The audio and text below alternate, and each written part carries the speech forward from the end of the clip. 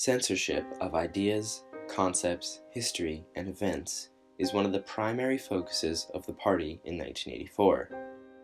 Through the party's complete control of all of written history, the Ministry of Truth is able to completely reshape the past. Often, the party removes embarrassing events, completely wiping them from all written record. Winston occasionally rewrites entire news articles, which then get reprinted, the original copy destroyed, and the corrected copy put in its place. And since there remains no written record of the event ever taking place, no one can provide proof that it happened any other way.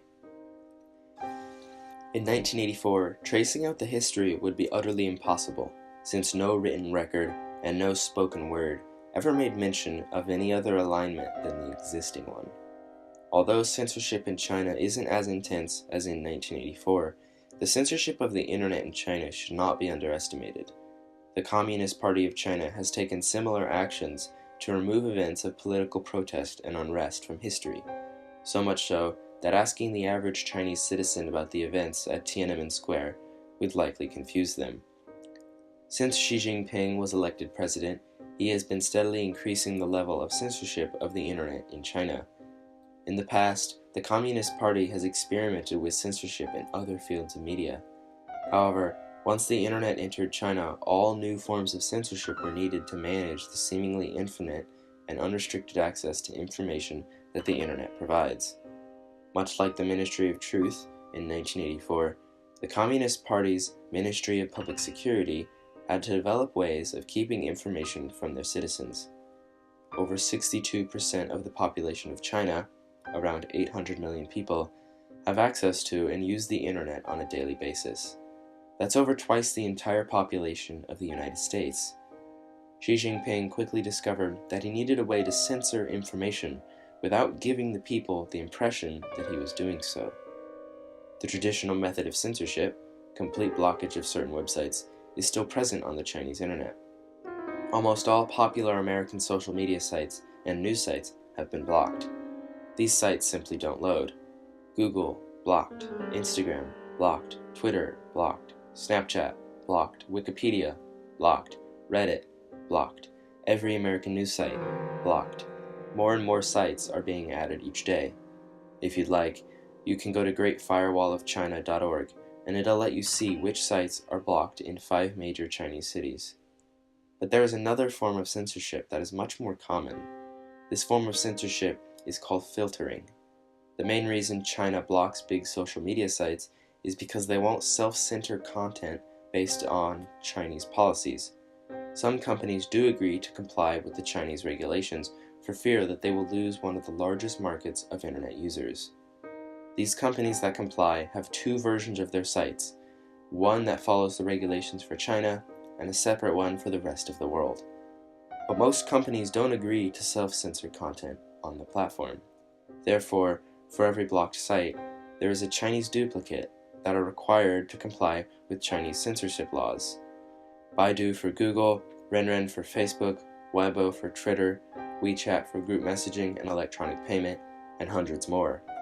The government uses their control to demand that companies block and filter certain topics of discussion. The list of blocked topics is constantly changing to accommodate the ever-shifting political climate. But nonetheless, if you post a comment or post related to or even mentioning one of the banned topics, your message will be removed. Social media companies outsource the work of censorship to censorship factories. Thousands of fresh out of college workers sit in cubicles and peruse social media sites for banned content and quickly remove it. The managers of the censorship factories take the work very seriously, as it would only take one message slipping through to cause a political disaster. Some censorship factories are experimenting with using artificial intelligence and other algorithms to automatically censor content on sites. However, early tests are proving inferior to professional human censors. Any conversation related to the Chinese government or its top leaders is strictly prohibited from any non-government related site. So obviously, any comparisons between Xi Jinping and Winnie the Pooh are also banned. Other conversations about Tankman at Tiananmen Square and other political uprisings or protests have been completely removed from the internet, and the average Chinese citizen would have no idea that the event even took place. Sources of open and free information, such as Wikipedia, have also been blocked.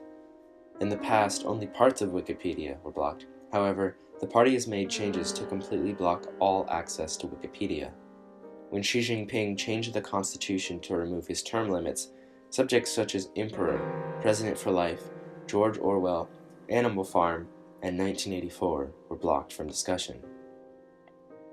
Much like the Great Wall of China, the Internet firewall may seem impenetrable. However, millions of people and corporations easily hop the firewall daily with the use of a VPN or a Tor connection. A VPN, or virtual private network, encrypts your internet traffic and bounces it through servers all around the world, masking your location and IP address. Although a VPN usually carries with it a small annual fee, this is a small price to pay for access to the World Wide Web, not just a China Wide Web. However, this doesn't mean that the Chinese firewall is pointless. Recently, the Communist Party has begun cracking down on corporations and individuals who use VPNs and even made the use of VPNs illegal. A software developer who created a VPN that was used by Chinese citizens to access the internet was recently arrested. Most people have ignored the new ban on VPN use and continue to use them. Another reason the ban on VPN use has rarely been enforced is because almost all companies that operate in China, especially software and technology companies, need access to the outside internet to conduct business and access business tools like Slack and GitHub. Alternate methods of escaping the Great Firewall include onion routing, or more commonly called Tor. Similar to a VPN, a Tor connection encrypts and bounces your internet traffic around the globe. However, onion routing can also be used to access the dark web and deep web, which are commonly associated with illegal activity, so they are less common. VPNs provide some hope, but if the Communist Party continues at the rate they are currently going, with increasing censorship of the media and complete oppression of any opposition, Xi Jinping will become president for life, and censorship in China will become, if it hasn't already, the worst case of censorship in the history of any country. And because the internet gives people access to all human knowledge as nothing has before, the level of censorship in China surpasses that of even Nazi book burning and every other case of censorship in history. Due to the government, president, and system of censorship currently in place in China, there is very little that can be done to improve the situation. The planning of protests and other political activist movements are difficult to even start because even private one-to-one messages in WeChat are filtered and watched. If you and a friend talk about planning a protest, your WeChat account may unexpectedly start acting strangely or stop working completely. Much like the inability for Winston to make change in 1984 due to the constant surveillance and censorship, it is unlikely that change regarding internet censorship in China will be possible without a complete overthrow of the government.